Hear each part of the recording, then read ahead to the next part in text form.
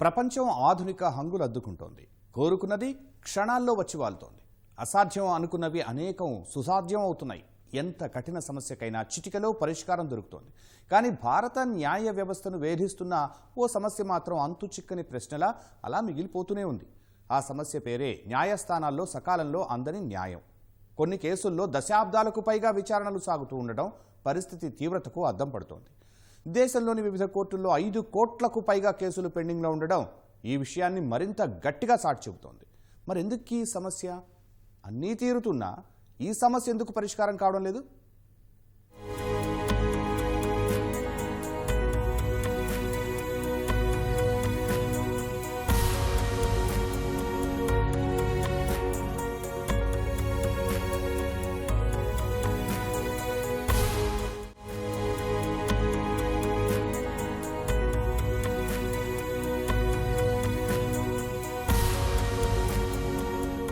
ప్రజాస్వామ్యానికి శాసన కార్యనిర్వాహక వ్యవస్థలు 2 స్తంభాలైతే 3వ స్తంభం న్యాయ వ్యవస్థ. అన్యాయం జరిగిన ప్రజలకు న్యాయం అందించడం, అది కూడా సకాలంలో అందించడం న్యాయస్థానాల విధి. అయితే అనేక కారణాలతో ప్రజలకు సత్వర న్యాయం అందని ద్రాక్షగానే ఉంది. కేసులు ఏళ్లకు ఏళ్లు పెండింగ్లో ఉండిపోతున్నాయి. పరిష్కారం కాక న్యాయస్థానం దస్త్రాల్లోనే మగ్గిపోతున్నాయి. జాతీయ జ్యుడిషియల్ గ్రిడ్ డేటా ప్రకారం దేశవ్యాప్తంగా వివిధ దశల్లోని కోర్టుల్లో పెండింగ్లో పడి ఉన్న కేసుల సంఖ్య 5.08 కోట్లు. 140 కోట్ల జనాభాతో పోలిస్తే దేశంలో పెండింగ్ కేసులకు సంబంధించి ఉన్న ఈ సంఖ్య ఆందోళన కలిగించేదే. న్యాయం ఆలస్యమైతే అది అన్యాయంతో సమానం అని అంటారు.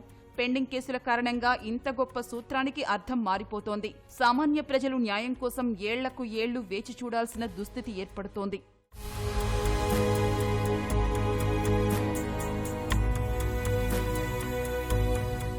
దేశంలో ప్రజలకు న్యాయం సకాలంలో అందకపోవడానికి, పెండింగ్ కేసుల సంఖ్య పెరిగిపోవడానికి ప్రధాన కారణాల్లో మొదటిది న్యాయమూర్తుల కొరత.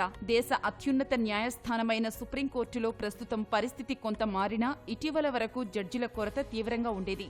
సుప్రీంకోర్టుకు మంజూరైన జడ్జిల సంఖ్య 34 కాగా ప్రస్తుతం ఉన్న జడ్జిల సంఖ్య 31. ఇంకా 3 పోస్టులు ఖాళీగా ఉన్నాయి. సుప్రీంకోర్టులో పరిస్థితి ఇది కాగా హైకోర్టులు, దాని కింది కోర్టుల్లో జడ్జి పోస్టులు భారీగానే ఖాళీలు ఉన్నాయి. అనేక ఏళ్లుగా అవి భర్తీకి నోచుకోవడం లేదు. అందుకే దేశంలో పెండింగ్ కేసుల సంఖ్య 5 కోట్లు దాటింది. పని భారంతో న్యాయమూర్తులు సతమతమవుతున్నారు. ఇబ్బడి ముబ్బడిగా వస్తున్న కేసులను సకాలంలో పరిష్కరించలేక ఇబ్బందులు పడుతున్నారు. న్యాయ వ్యవస్థ యొక్క అవస్థాపన సౌకర్యాలు అంటే జనాభా జడ్జీల నిష్పత్తి కానీ, బడ్జెట్లో న్యాయ వ్యవస్థకి జరుగుతున్న కేటాయింపులు కానీ, ఇలాంటి విషయాలను పరిశీలించినప్పుడు మనకు అర్థమవుతుంది. ఉదాహరణకి అభివృద్ధి చెందిన దేశాల్లో జనాభా జడ్జీల నిష్పత్తి ప్రతి 10 లక్షలకి 50 మంది జడ్జీలు, అంటే ప్రతి 10 లక్షల జనాభాకి 50 మంది జడ్జీలు.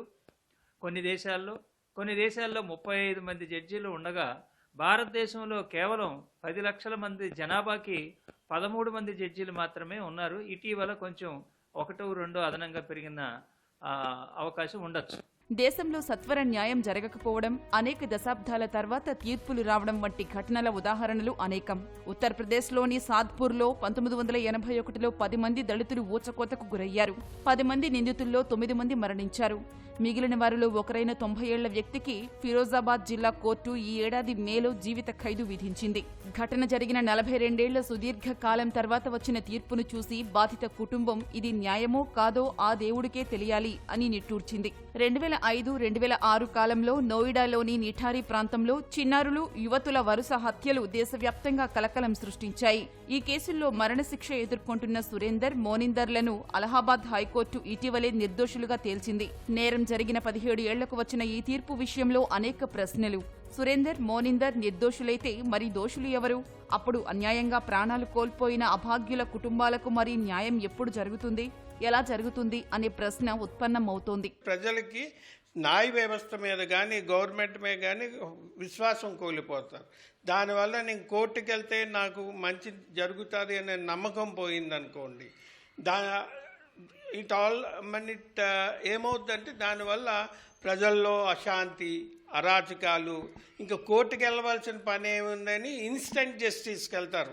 లైక్ ఒకప్పుడు మన రౌడీ నాయకులు ఉన్నారు కదా, వాళ్ళ దగ్గరికి వెళ్ళి జస్టిస్ తీసుకుంటారు వాళ్ళు.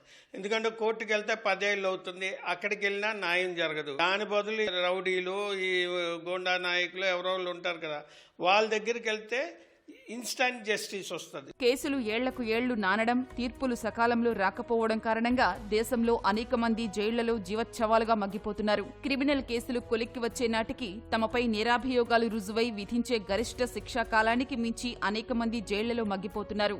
సివిల్ కేసుల్లో అయితే తీర్పులు వచ్చేసరికి తరతరాలు దొర్లిపోతున్నాయి. వ్యవస్థలోని లోపాల వల్ల రాజ్యాంగ ప్రమాణాలు, సహజ న్యాయ సూత్రాలు మంట కలుస్తున్నాయి. ప్రజలు న్యాయం కోసం ఏళ్లకు ఏళ్లు ఎదురు చూడాల్సి రావడం చట్టబద్ధమైన పాలనపై ప్రజల నమ్మకాన్ని వమ్ము చేస్తోంది.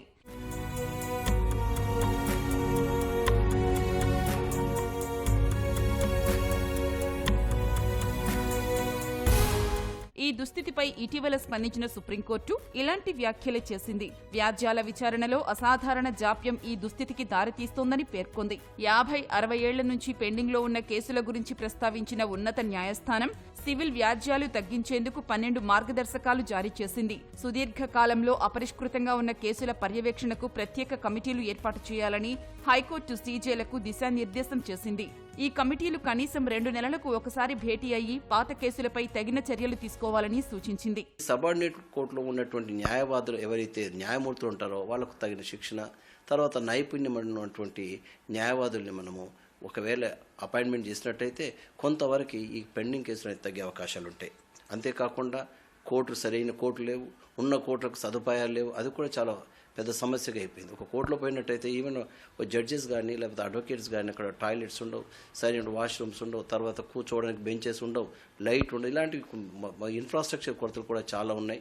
దేశంలోని న్యాయస్థానాల్లోని పెండింగ్ కేసుల్లో 50% ప్రభుత్వ విభాగాలవే అని గతంలో అప్పటి Supreme Court CJI justice NV Ramana గణాంకాలతో సహా వివరించారు. ప్రభుత్వ విభాగాలు చీటికి మాటికి కోర్టులను ఆశ్రయించే బదులు మధ్యవర్తిత్వాలతో వివాదాలు పరిష్కరించుకోవాలని సుప్రీంకోర్టు గతంలోనే హితబోధ చేసింది.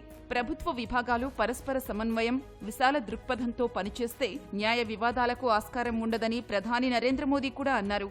ప్రభుత్వ విభాగాల తీరు వల్ల ఇలా కోర్టులు, న్యాయమూర్తుల పనిభారం పెరుగుతోందనే ఆందోళన చాలా కాలంగానే ఉంది. ఈ విభాగాల వల్ల సామాన్యుల కేసులు అలాగే పెండింగ్లో ఉండిపోతూ న్యాయస్థానాలు, న్యాయమూర్తుల సగం పనికాలం వారి కేసులతోనే సరిపోతోంది. సామాన్యులు మాత్రం న్యాయం కోసం, తీర్పుల కోసం ఏళ్లకు ఏళ్లు ఎదురు చూడాల్సిన దుస్థితి ఏర్పడుతోంది. సత్వరం కేసులు విచారణ జరిగేందుకు కోసం కావాల్సినటువంటి మౌలిక వసతుల్ని, స్టాఫ్ని సమకూర్చడం అనేటువంటిది ప్రభుత్వాల బాధ్యత. వీటితో పాటుగా మనం పరిశీలించుకున్నట్టయితే అనేక అభివృద్ధి చెందినటువంటి దేశాల్లో ఈ కేసులు ఎప్పటికప్పుడు అంటే సత్వరం 1 నెల నుంచి 2 నెలల లోపల పరిష్కారమైనటువంటి ఒక ఎడ్యుకేటింగ్ సిస్టమ్ అనేటువంటిది ఉంది. ఆ సిస్టాన్ని మనం కూడా భారతదేశంలో అమలు చేసుకోగలిగినట్లయితే ఖచ్చితంగా సత్వర న్యాయం అనేటువంటిది ఏదైనా సమస్యకి పరిష్కారం లభించగలుగుతుంది. పెండింగ్ కేసులను పరిష్కరించి సామాన్యుడికి సత్వర న్యాయం చేయాలంటే ముందుగా పూనుకోవాల్సింది ప్రభుత్వాలే. చురుకైన సమర్థ న్యాయ వ్యవస్థ ప్రజాస్వామ్యానికి మూలస్తంభం వంటిది. న్యాయ వితరణ ఆలస్యమైన కొద్దీ సామాన్య ప్రజలకు రక్షణ కరువై మానవ హక్కులకు భంగం కలుగుతుంది. ఈ సత్యం ప్రభుత్వాలు గుర్తించి పెండింగ్ కేసుల పరిష్కారంపై సత్వరమే చర్యలు చేపట్టాలి. కేసుల పరిష్కారంలో ప్రధాన అడ్డంకిగా ఉన్న న్యాయమూర్తుల భర్తీని జనాభాకు అనుగుణంగా చేపట్టాలి. ప్రపంచంలో సాంకేతికతతో ఎన్నో కష్టమైన పనులు సైతం సులభతరం అవుతున్న నేపథ్యంలో న్యాయ వ్యవస్థలోకి దాన్ని విరివిగా తీసుకురావాలి. తీవ్ర నేరాలకు సంబంధించిన విచారణలు ఊపు అందుకోవడానికి, జైళ్లపై ఒత్తిడి తగ్గించడానికి, దిగువ స్థాయి కోర్టుల్లో పేరుకుపోయిన 3 లక్షల చిన్న కేసులను ఉపసంహరించాలని ఇటీవల అసోం ప్రభుత్వం నిర్ణయించింది. ఈ చొరవ అన్ని రాష్ట్రాల్లోనూ ఉంటే కోర్టులపై భారం గణనీయంగా తగ్గుతుంది. ప్రత్యామ్నాయ వివాద పరిష్కారాలు, మధ్యవర్తిత్వ మార్గాలను పెంచాలి. అమెరికా, ఐరోపాలు కుటుంబ, కార్మిక, వాణిజ్య, సివిల్ తగాదాలకు సంబంధించి 3 కేసుల్లో పరిష్కారానికి సంప్రదింపుల మార్గాన్నే అనుసరిస్తూ న్యాయస్థానాలపై పనిభారం తగ్గిస్తున్నాయి. వీటన్నింటినీ అనుసరిస్తూనే న్యాయ వ్యవస్థలో మౌలిక సదుపాయాలు కూడా మెరుగుపరచాలి. ఇవన్నీ సాకారమైతేనే పెండింగ్ కేసుల సంఖ్య తగ్గుతుంది, ప్రజలకు సత్వర న్యాయం దక్కుతుంది. తీర్పులు తేలక అనేక మంది సంవత్సరాల తరబడి జైళ్లలో మగ్గే బాధ తప్పుతుంది.